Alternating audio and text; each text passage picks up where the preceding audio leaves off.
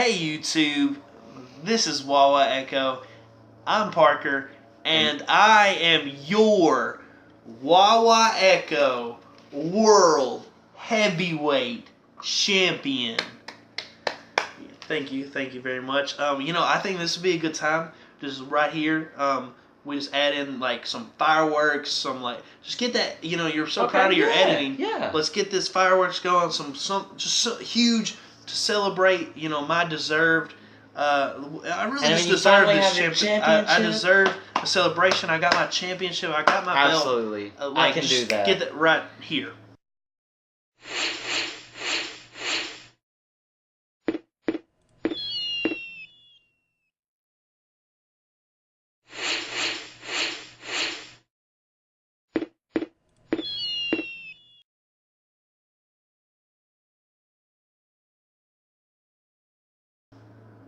Awesome. Thank you so much for that. I really appreciate it. Yes. But we are here, guys, for our aftermath video of Great Balls of Fire.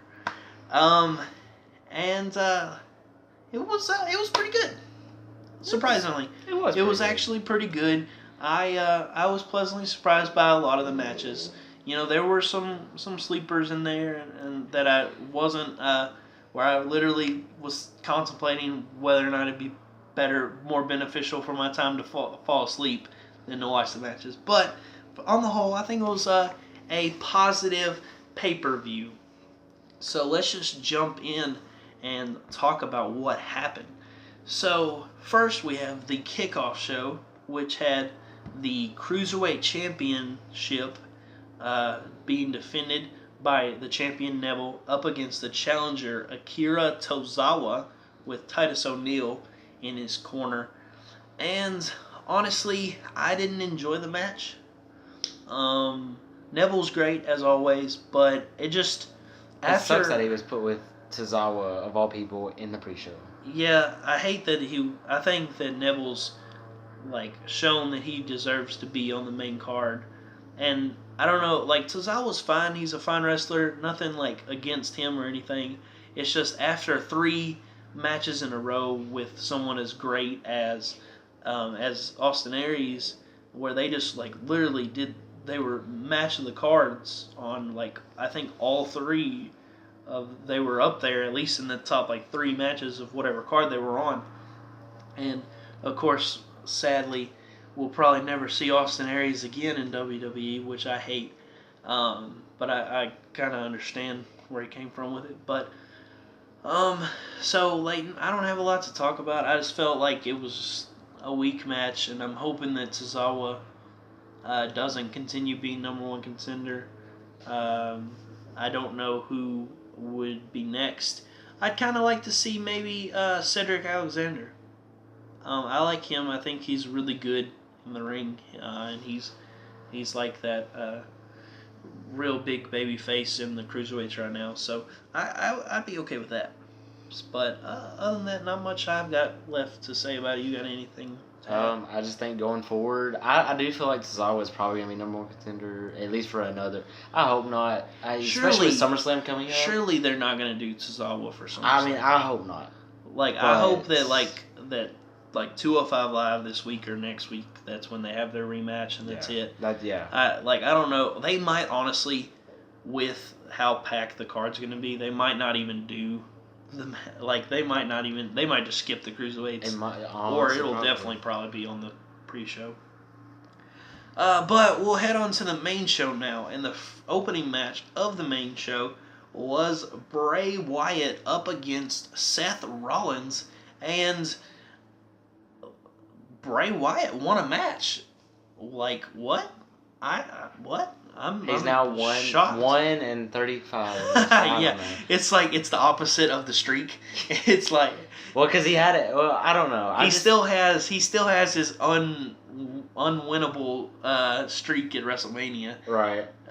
It's funny. Well, in our prediction video, we said that he deserves a win. He needs a win, or he needs it. I guess he does kind of deserve it, but he really needed it. And so I'm glad to see him going over. I don't understand why he had to go over Seth Rollins, who is promoting the 2K18 cover. Right. Like maybe they're protecting him for something later on. But having him lose to Bray Wyatt was a little sad, but at the same time, it was a pretty decent match, though. It was a pretty decent match, and they were good at making it a dirty finish with the eye poke. Yeah. Eye poke, not thumb poke, as they kept saying. I saw his hand. His hand was like this. His thumb was literally like right here. So eye poke for the win. A good heelish move that they don't do super often. Unlike another heelish move that we'll talk about that's used all the time. So I'm cool with it. It was a pretty good match. It was better than I thought the match was going to be. Because honestly, I wasn't looking forward to it. So not a whole lot to say. I do hope that Seth gets into a better program because I don't want it to continue.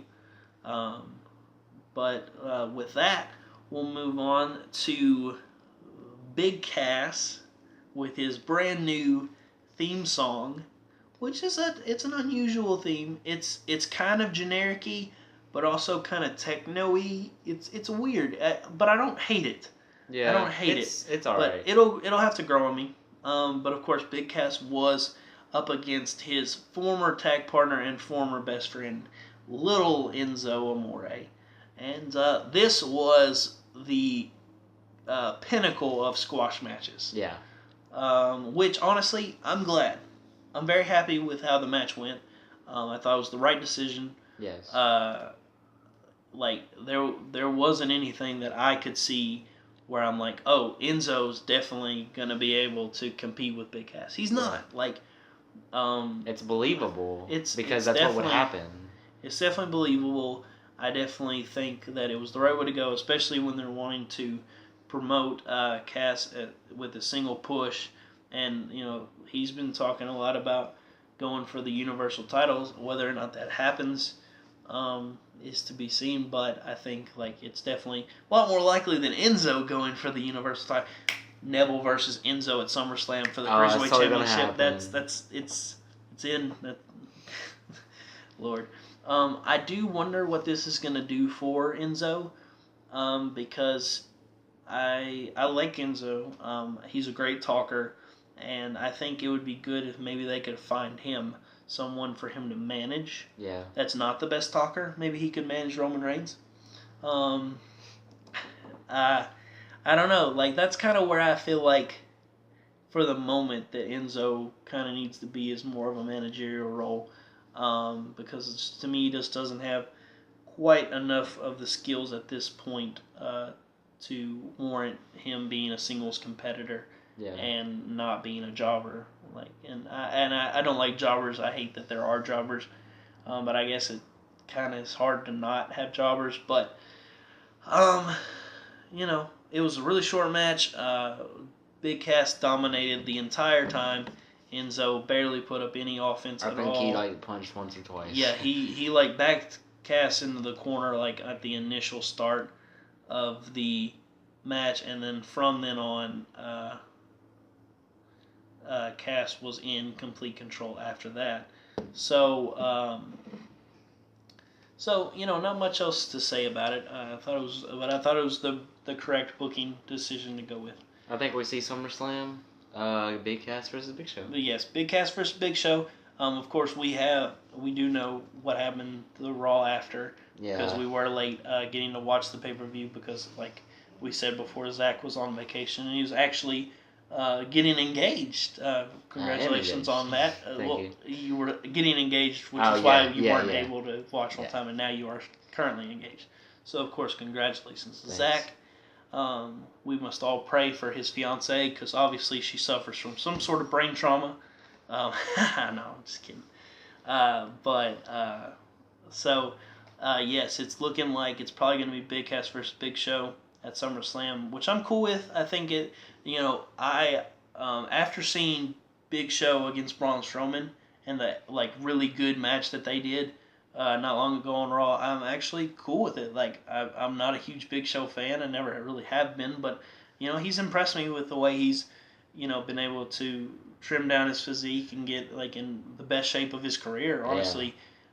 Which kind of sucks that it's towards the tail end of his career, like imagine like 10 years ago if he was in this kind of shape. Like, who knows what could have happened.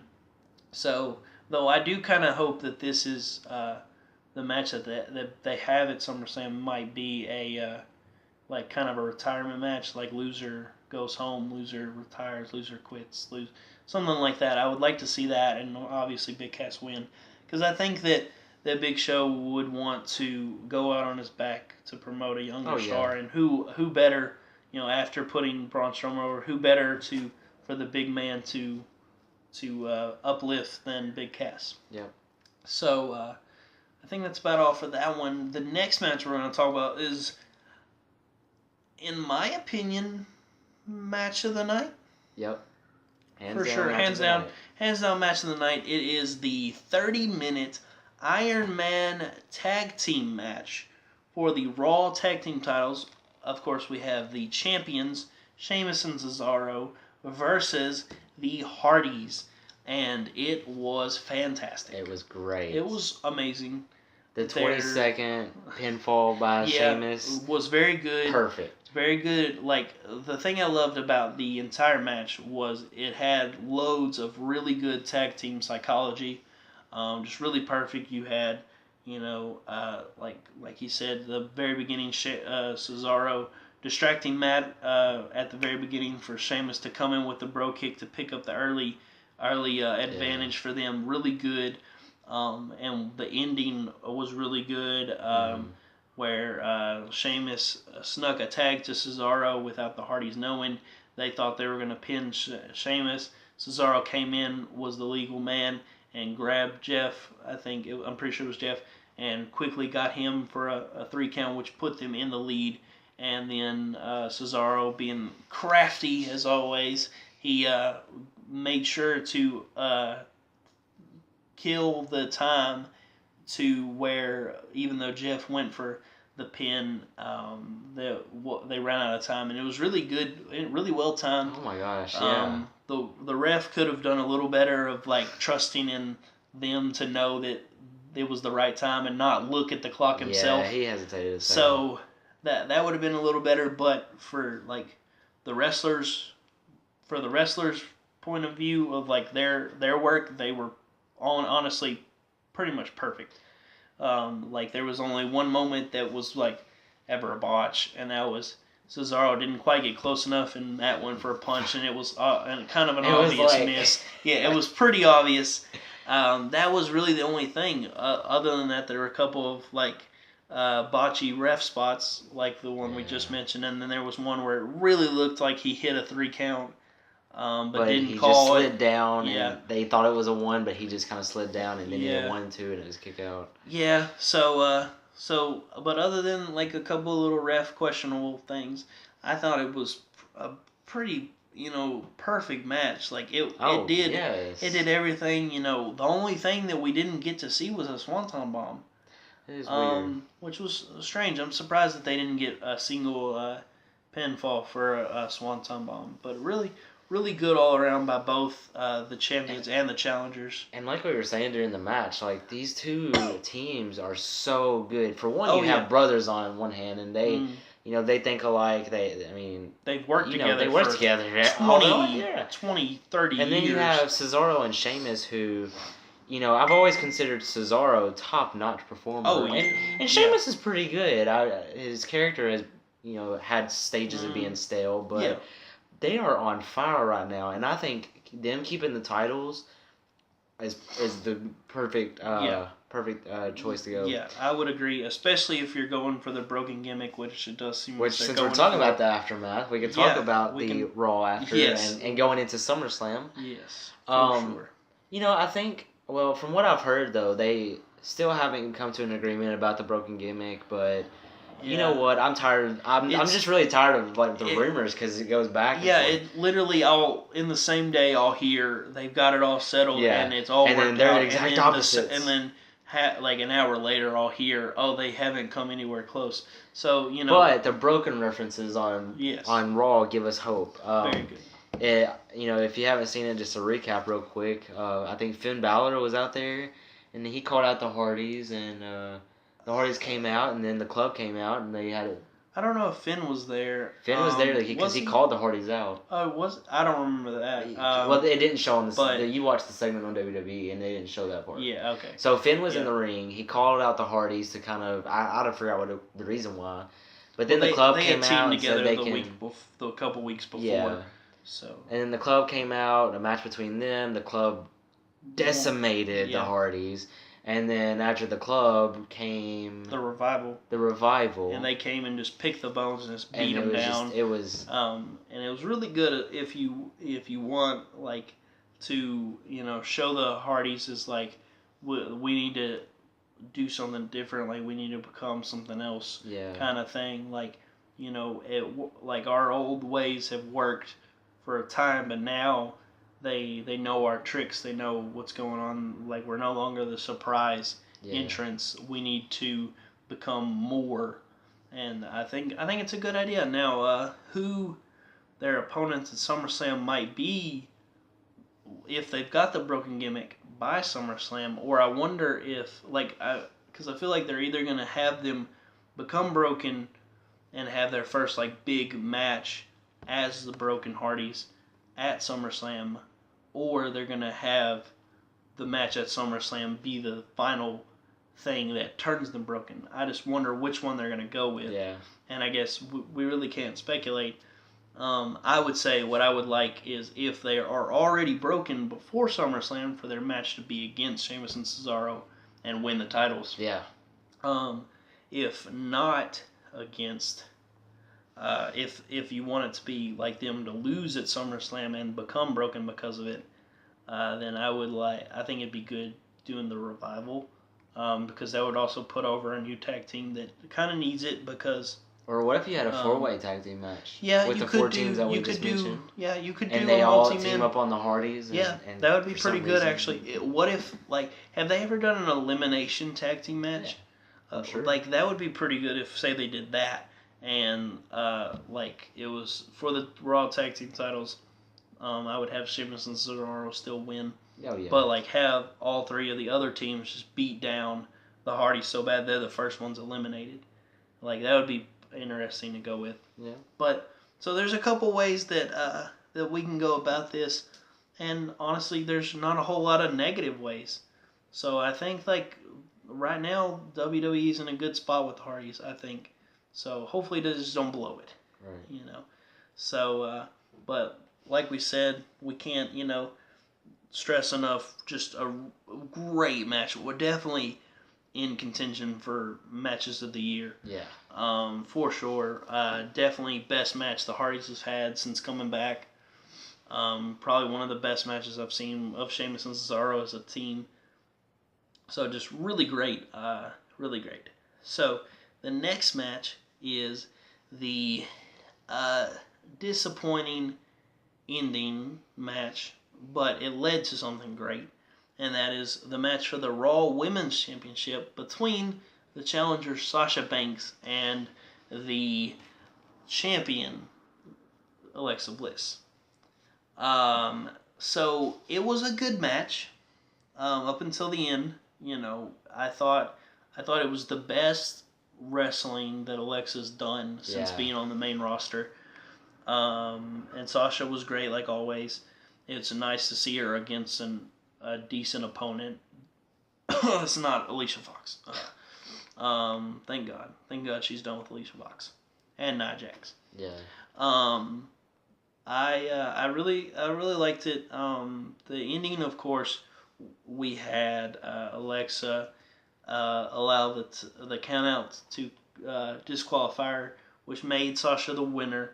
But of course, Alexa would keep the title. Yeah. And that's not a huge thing, except for the fact that literally at the last pay-per-view, we had the same thing happen with the Usos walking out on the New Day. And obviously those are different brands, so it may be a little bit different, but it's still really close together. And it's kind of a lazy way to get yourself out of something, because they don't want Sasha to lose and look weak, but they also don't want Sasha to beat Alexa yet and win the championship yet. So I'm not sure. Like I had said while we were watching, what I would have done is maybe have had Alexa go for a chair or maybe a kendo stick. She likes kendo sticks, and use that to disqualify herself, and she would obviously keep the title. I may have went that route instead, but what was cool was that after Sasha was obviously a bit miffed, a bit peeved, a bit angry at her chance being squandered, and so she kind of attacked Alexa, and it ended with Sasha jumping from the announcement table off like that stand Yeah. to the double knees on Alexa, and it was like Basically really sat right on her face. Yeah, literally did because it was kind. I don't know if she like meant to not hit her with her knees to like lessen the impact or what, but she ended up kind of just sitting on her instead of like double kneeing her. But it still looked really good, and so I definitely think it will obviously continue the feud, which is great. I think Sasha versus Alexa at this point is the right way to go. Maybe have Sasha eventually win and turn heel, and then you could have her versus Mickie James would be good. I'd kind of like to see Mickie kind of be elevated a bit more than she has since coming back to WWE, or you could go with heel Sasha versus Bayley, as we've talked about a lot, but they might be saving that for a certain time. I'm not sure. But I definitely am glad that the feud is obviously going to continue, and that to me is honestly what's the biggest takeaway of the match. Because I didn't want Alexa to lose because I thought it'd be too soon, but I also want Sasha to continue to be the number one contender. So to me, it all works out. I don't know. I don't have much else to add. I don't know if you do. No. Cool, but so good match. Kind of hate that it was a repetitive ending to something we see quite a bit from heel champions. So it'd be nice if they could come up with something new, some new way for heel champions to slip away without it being the same thing all the time. But speaking of heel champions and taking advantage, we have the Intercontinental title match next, which was of course the champion, The Miz, who was accompanied by, let's tally them off, Maurice, Curtis Axel, and Bo Dallas, all in his corner, the Miz-tourage. Good job, Miz. Good job. And they were, of course, up against kooky, wacky old Dean Ambrose. And I didn't enjoy the match. The first problem was that this is literally the 52,000th time that we've seen this match, so it was very boring because literally I've seen this for so long and I'm tired of it. I'm just sick of it. And adding in the Miz-tourage didn't help things. It just didn't. Like, the match was nowhere near the best that the two have had together. They had some great matches at the beginning of their feud. This was not one of them. And also, just me personally, I hate matches where it's like one person up against another person who's got like two or three people on their side, like to do things like behind the ref's back. I get that like that's a thing with like stables and stuff like that, and sometimes it works better than others. This was just really annoying, and it really just bothered me. I didn't like it. There really wasn't the chance at all for Dean to shine. And it was a really quick match. I mean, 11 minutes. It's not very long at all. One of the shortest matches on the card. And I just didn't enjoy it. I didn't have a good time. That was one of the matches I was contemplating taking a little quick 11-minute nap. I literally didn't enjoy anything about it. It was literally probably my least favorite match, honestly, of the card. I enjoyed the 2 seconds of Heath Slater versus Kurt Hawkins more than I liked that match. Like that's pretty sad. So I don't know. I've torn this match up enough. You got anything I don't. positive about the match at all?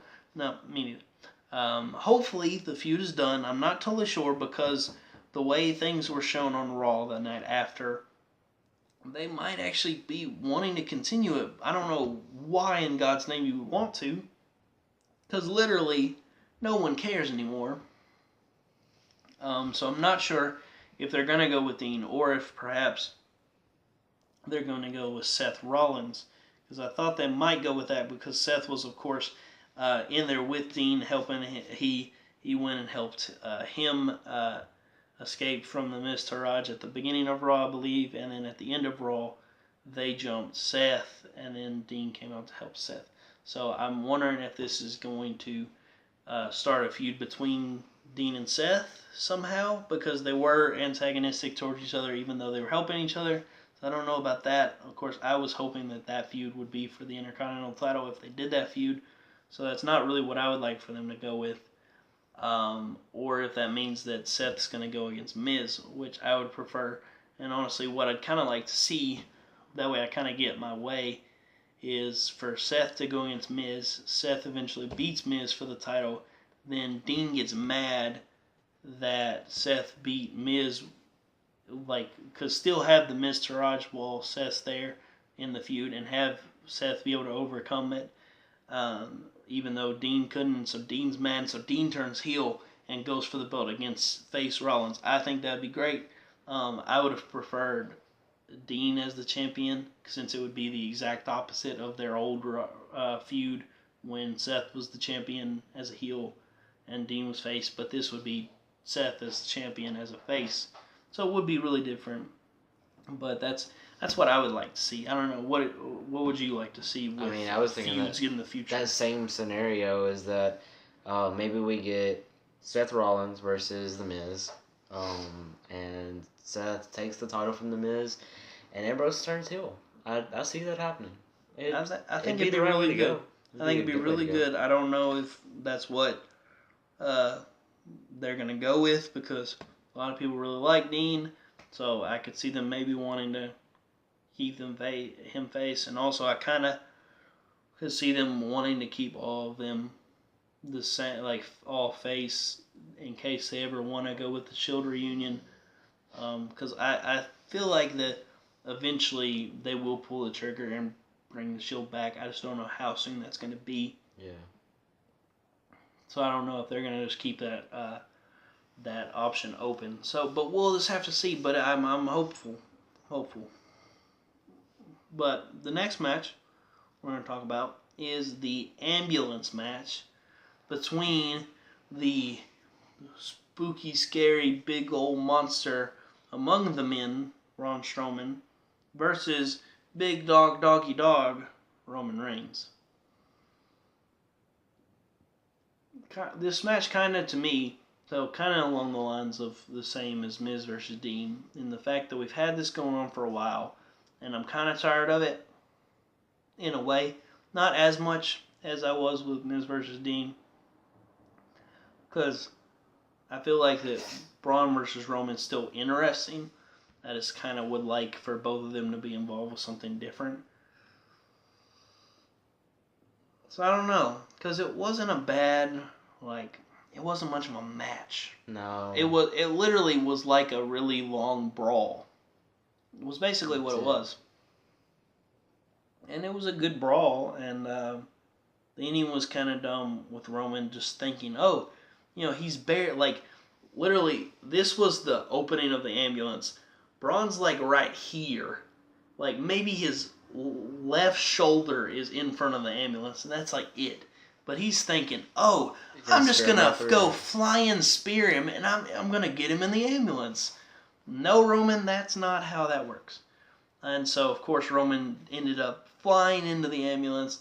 Braun shut the doors, and Braun won. I thought it was I just wish that they would have just had Braun be actually in front of the ambulance and then jump out of the way. That would have fixed everything, because I feel like that was the right way to have Roman lose, because obviously Roman has to look strong even when he loses, per Vince's orders. So this didn't make Roman look weak necessarily, because this wasn't like a, where Braun beat him down and then dragged him into the ambulance. It wasn't that. But Braun still looked good. But then we have the issue where we have the attempted vehicular homicide, which is not cool and is not a very face thing to do. And like people in like the higher ups of WWE have tried to say that like Roman's this he's not a heel and he's not a face kind of thing. No, it doesn't work. He's a face. He's a face. You want him to be a face. He comes off as a face. Well, he comes off as a face when it comes to your booking. The way he portrays himself comes off super heel.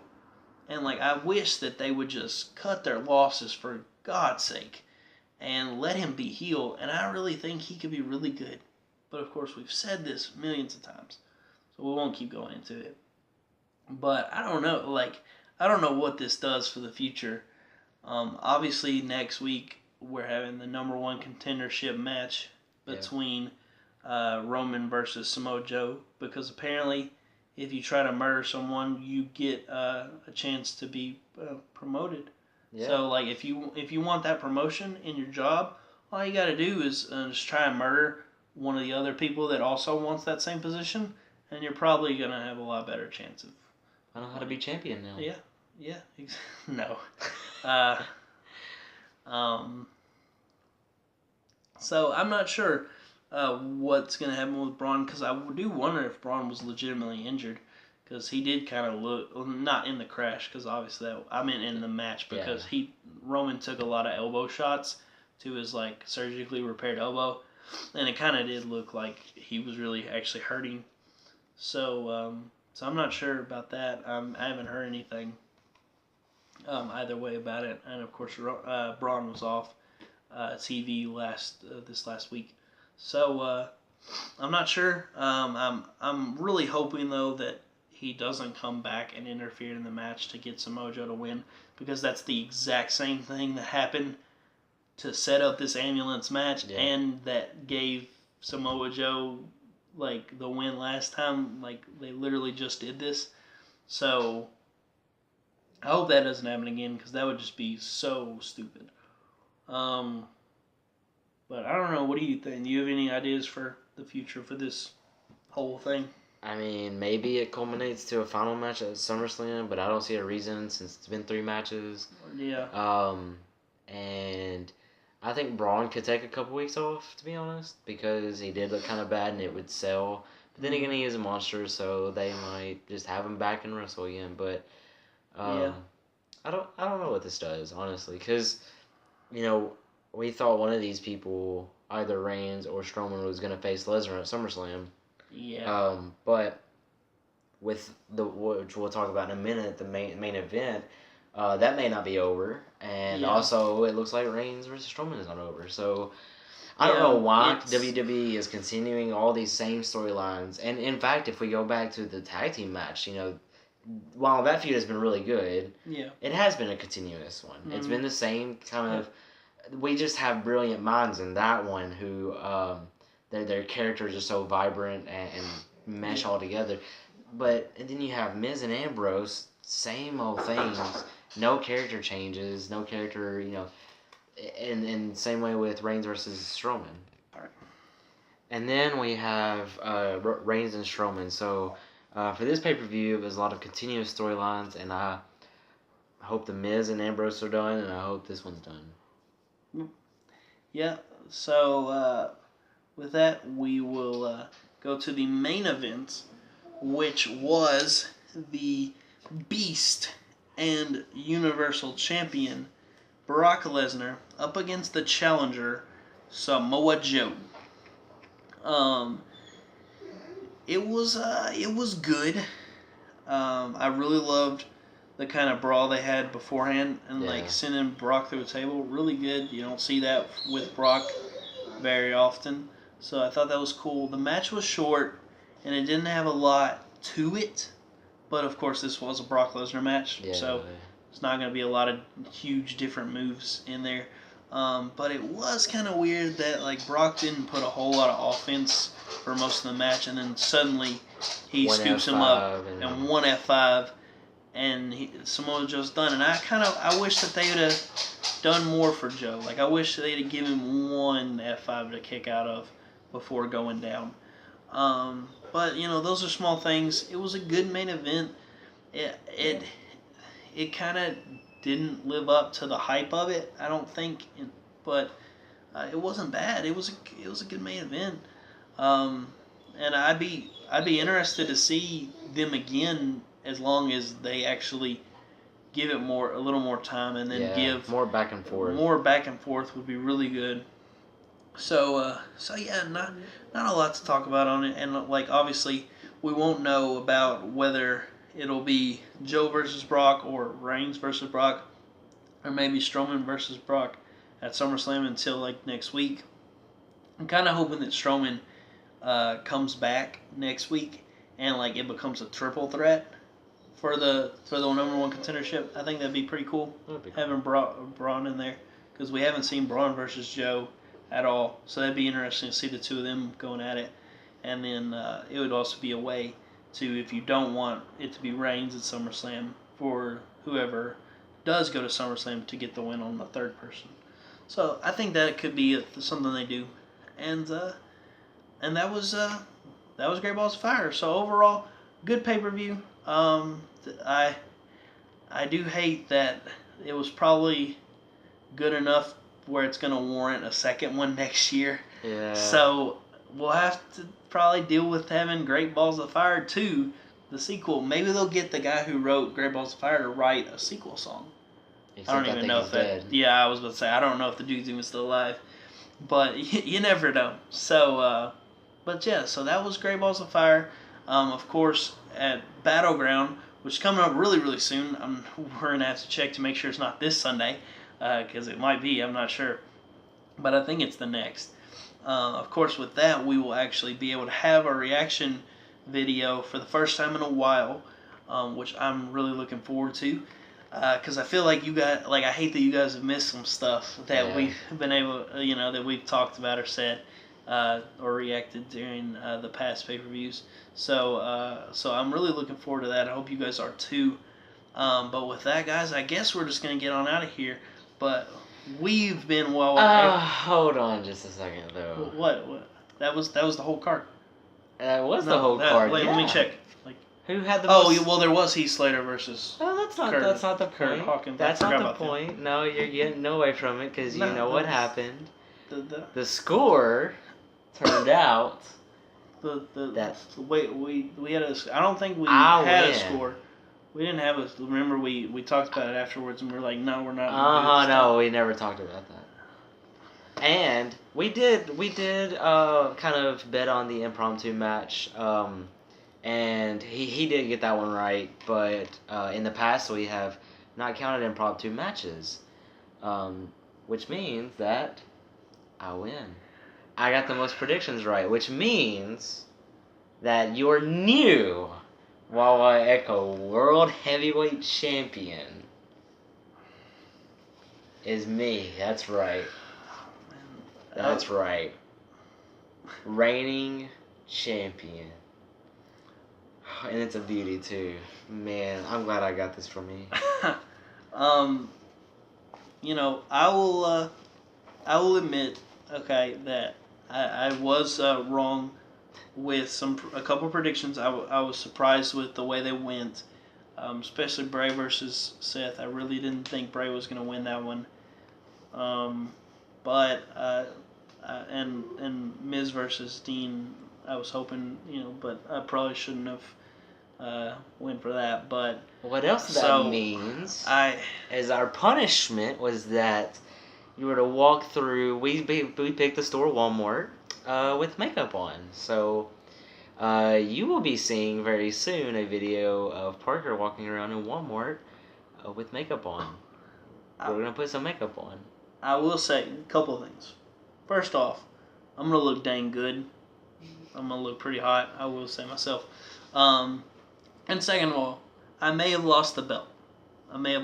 But this is, of course, a very temporary thing. Battleground, it's coming right back We'll home. see. It's coming right We'll back home. see. But I do want to say, I was the inaugural, the first ever Wawa Echo World Heavyweight Champion. And, I am now also the longest reigning at 98 days. For now. We'll see.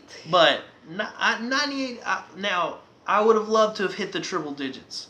I will say that. But 98 days for my first title reign of many, of course.